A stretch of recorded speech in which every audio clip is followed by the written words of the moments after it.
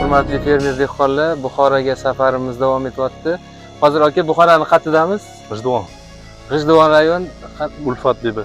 Ulfat Bibi qishlog'i bo'ladi, mahalla bo'ladimi? Qishloq Guliston. Bu yerda FL 377 110 kunlik gibridimiz ekilgan. O'sha dalada akamiz qaragan ekanlar. Qaysi chisloda ekkansiz aka? Mayda ekilgan. May oxiri. Bu hozir may oxiri bo'lsa, iyun, avgust, sentyabr. Hozirgi o'sha 110 kunlik kuniga kelibdi. Bu o'sha mana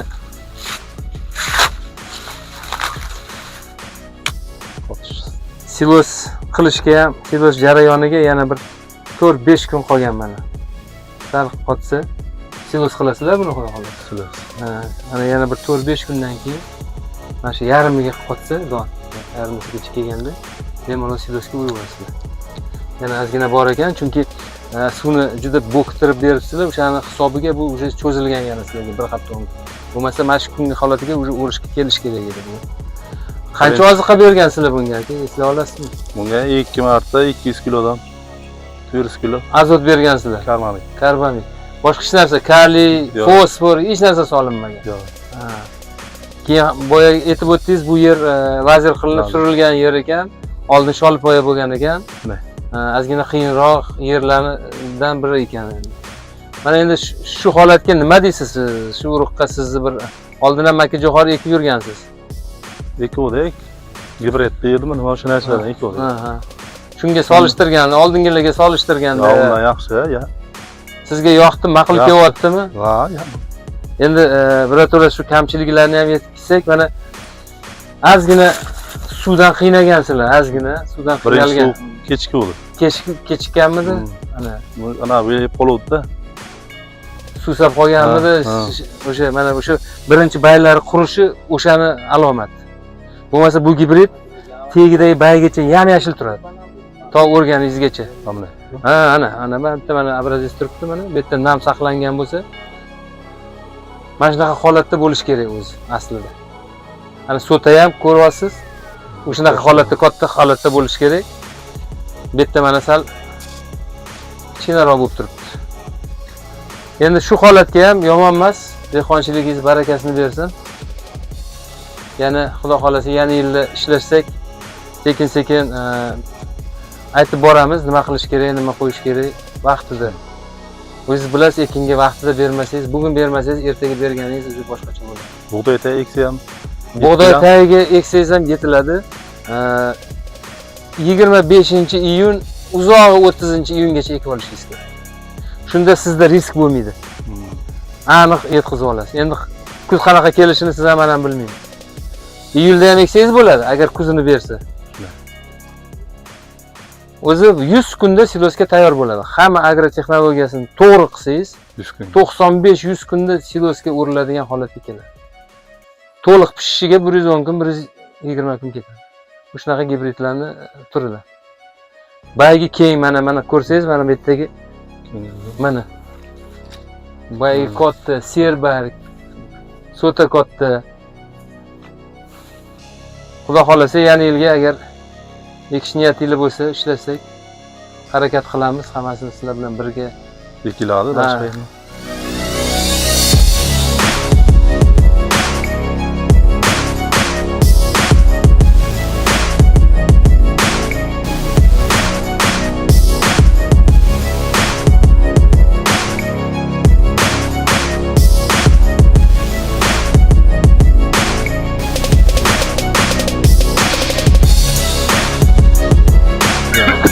Arpadan ekip ben eksperiment qilmoqchiman. Men o'zimning fermam bor, uyga bir 20 qo'yga uni qo'ydim. Nuri bor.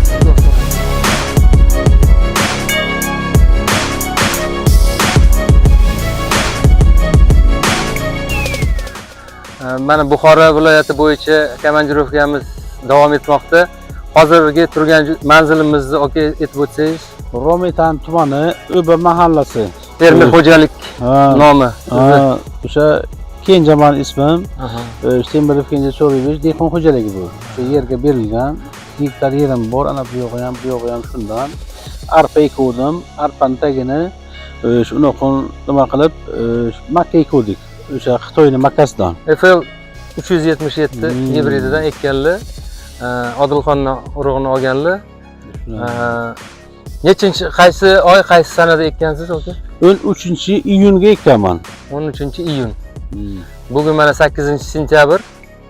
Hali 5 kun urug'ga hisoblasak 18 90 kunlik bo'libdimi grubiy? Grubiy 90 kunlik holati. Hali bu yana bir hafta 10 kunlik vegetatsiya davri bor. Siz silosga o'rasiz, xudo xolasa. Silosga mo'ljallayaptilar akam. Yana bir hafta 10 kundan keyin bemalol silosga o'rishingiz mumkin. Oxirgi suvini beribsiz mana. Holati zo'r mana. O'zi ekinni turishidan aytilyapti. Pastki baglari qurimagan mana. Yashil. Shuni 6-suv bu, 6-suv. Buni men shudgor har yil shudgor qilaydik. Bu yil shudgor qilmasdan arpaning tagini chizil bilan yerni yo'rib sug'ordik. U ham nam saqlar ekanda o'sha. Arpani qoshoqlari, mayda o'tlar nam saqlar ekan. O'sha hisobdan makkani ekdik. Shuni nima bo'lgandan keyin ekdik, hech qilib Xudoga shukr zo'r bo'ldi. Unib chiqishda jarayoni zo'r bo'ldimi urug'larni? Bir ekkandan keyin gideta bir 20 kundan keyin qurtga qarshi dori qildik. O'shanga ham qo'shib gel qo'shdik, ana o'tkir jarimiz nimani berdi. Undan keyin 2 marta kultivator qildik, ishlov berdik. Kultivatorga birinchi marta gektariga 300 kilodan karbamid berdik. Ikkinchi marta yana 10 kundan keyin kultivator qildik. Gektariga 300 kilodan azot berdik. Undan keyin pasyenisiga nima berdik? Uruqin yana qurtga qarshi dori. O'shandan keyin sug'ordik. 6-marta sug'orishimiz ana shu oxirgisi. Bo'lgan narsa shu. Dalangiz xudo xolasa zo'r. Bizani nimamizga to'g'ri kelyapti. O'zini ko'rsatkichlariga ham bu 105 kunlik gibrid bu. Pavo 450-500 nimasiga mansub, klassiga mansub urug' bu. Yana xudo xolasa o'rimda bir nasib etsa qatnashamiz. Qancha tonna chiqishini o'shanda bir yana bir belgilab ko'rib olamiz. Buni o'zini potensiali 70-80 tonna. Shuna silos berish ehtimoli bor buni. Hozirgi ko'rsatkichga xudo xolasa shu natijaga erishamiz deb o'ylayman. Nasib. Hozir men endi qurt ko'rmadim. 4ta 5ta sotani ochib ko'rdim. Qurt ko'rmadim. Mabodasiga endi anaqa qilamiz, bir ikkita dalillarda ko'rib qoldik. Bizga tavsiya beryapmiz o'sha kapalak uchirish. Vaqtiga uchiradigan prehab gramma bor, brakim bor. Masalan, makka jo'xori bo'yini olgandan keyin siz uni ichiga dori ham sepib olmaysiz, kira olmaysiz ham. O'sha momentda tavsiya beryapmiz. Juda zo'r ish beryapti o'sha brakim, trixogramma, oltin ko'z deydi laboratoriyalarni biologik kurash. Juda zo'r effekt beryapti. Hozir lekin men qoyil qoldim, dalangiz top-toza. Har tomonlama kasal ham yo'q, qurt ham yo'q. Lekin o'zini yeydigan, ichadigan narsasini bergansiz, o'shaning uchun shunaqa bo'lib turibdi. Xudo xolasa endi sizga baraka tilaymiz. Rahmat. Keyin yana bir afzalligi bu gibridni yaratgan xitoylik olimni siz o'zingiz mollaringiz bor. O'zingiz molingizga berasiz, silos qilasiz. Shuni ertaga xudo xolasa silos bergan jarayoningizda sut yo'nalishi bo'lsa sut, go'sht yo'nalishi bo'lsa go'sht yo'nalishida e'tibor bering. Molingizda sutida o'zgarish bo'ldimi, go'shtida o'zgarish bo'ldimi? Chunki buni mukammal qilib yaratganman deb bizga juda katta anaqalar bergan. Shu gibridni yaratgan olim juda ichida proteiniyu, biologiyu, jiriyu, kletchatkalaru, boshqasiyu mukammal darajada molga hazm bo'ladigan darajada yaratganman buni. Shuning uchun iltimos alohida yamaga bosib buni alohida yedirib ko'ringlar molinglarga degan joyi bor. Shuni sizdan iltimos bo'ladi, shuni ham bir e'tiborga olasiz xudo xolasa. Yo'q. Endi keyingi yillarda ishlasak, mana bu yerda birinchi ekinga ekadigan bo'lsangiz, bizda 125 kun, 130 kunlik gibridlarimiz bor. Ularning potensiali bundan ham yuqori. Buni birinchi ekinga tavsiya beryapmiz. Iyun oyigacha, yozni birinchi kunigacha eksangiz, uni potensiali bundan ham yuqori. o'sha muddatlarda agar ekadigan bo'lsangiz, mana bolalar urug'ini yetkazib berishadi, xudo xolasa, nasib qilsa. Rahmat sizga aka. Rahmat sizlarga. Mehnatingizga rozi bo'ling. Juda go'zal, juda ajoyib qaragan sizlarga rahmat sizga.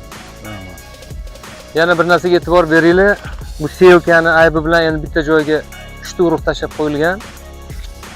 Sotalar joylashuvi, qattaligi, bo'yi bir xil mana.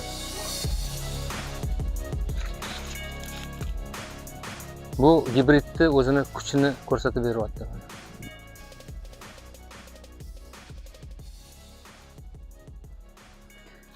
Ichkarilarni, so'talarini santimetrlab ko'rsataylikchi. Ana shunimi? Ham turgan joyda ham ko'rishingiz mumkin. 30 santimetr. Mana, bunday qiling. Ko'ryaptimi? 30 santimetr. Holati ideal.